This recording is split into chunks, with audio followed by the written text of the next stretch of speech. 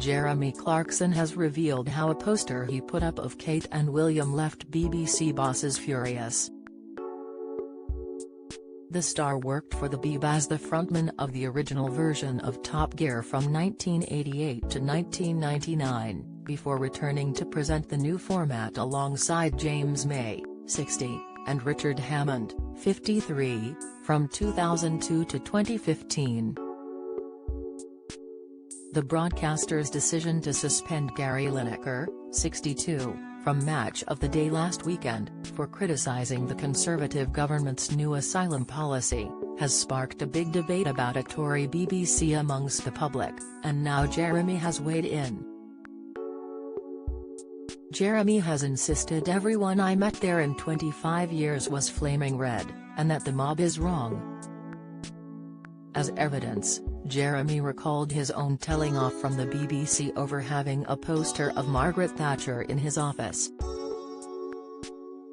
However, he then claims that after he replaced his controversial wall art with a poster of Prince William and his wife Kate Middleton, it angered BBC bosses even more. Jeremy wrote in his latest Sunday Times column regarding the BBC's strict impartiality rules, "I know someone who was told to take down his Union Jack because it was offensive, and I was asked to remove my poster of Mrs. Thatcher because it was upsetting people who walked past. I did, and replaced it with a picture of Kate and Will's, which somehow made them even angrier." The star similarly claimed, "While I was waiting to go on the One show, a producer said that I had to agree with the public sector strikes that were happening that day or it would be awkward." Jeremy went on to assess whether he thinks the broadcaster has changed since he was a part of it. He added, "Yes, at this precise moment of history it's possible that the two people at the top of the BBC might at some point in their past have voted Conservative, but what about everyone else? All the other 22,000 people involved in running this broadcasting giant? Well, I worked at the BBC for more than 25 years, and I can tell you that almost everyone I met was redder than the end of a dog's lipstick," Jeremy revealed. The Clarkson's Farm star then argued there is not a chance the BBC would allow him to present Top Gear in the way he used nowadays. He pointed out that even comedy is too risky for the BBC these days, as being the target of a joke could potentially upset someone. Don't miss.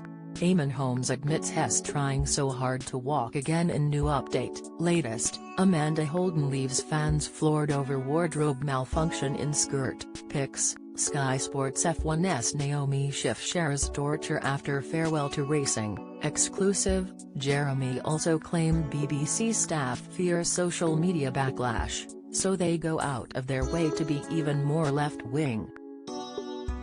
The presenter's comments come just 1 week after Leicester City legend Lineker sparked an impartiality disagreement with his employer.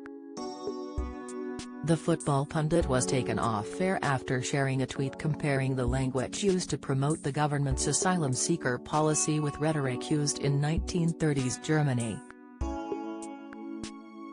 Gary was later reinstated, as the BBC issued an apology and shared a plan to review its social media guidelines.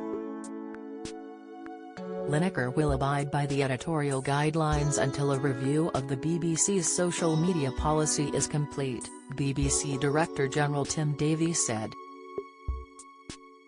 Everyone recognizes this has been a difficult period for staff, contributors, presenters and, most importantly, our audiences, Davie added.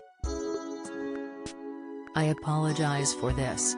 The potential confusion caused by the grey areas of the BBC's social media guidance that was introduced in 2020 is recognized.